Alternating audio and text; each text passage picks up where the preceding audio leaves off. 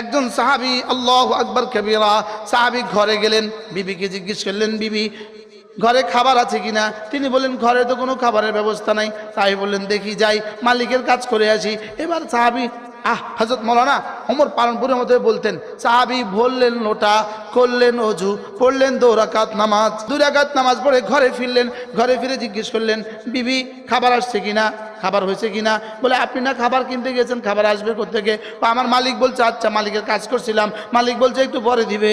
আবার গেলেন, আবার পড়লেন 2 রাকাত নামাজ, আবার আসলেন, খাবার আসে নাই, না মালিক বলছে পরে দিবে। আবার গেলেন, আবার পড়লেন 2 রাকাত নামাজ। এবার ঘরে আসলেন, ঘরে এসে দেখলেন উনুনে চুলায় আগুন জ্বলে, একদিকে রুটি আরেকদিকে গোশত। সাহাবী জিজ্ঞেস করলেন এগুলো কোত্থেকে? বলে আপনি যখন মালিকের কাজ করতে গিয়েছিলেন, একজন মানুষ তার মাথাত করে 1 টুকরি আটা আর 1 টুকরি গোশত নিয়ে আসে, বলছে তোমার স্বামী যার কাজ করেছে তিনি তার মজুরি পাঠিয়ে দিয়েছে।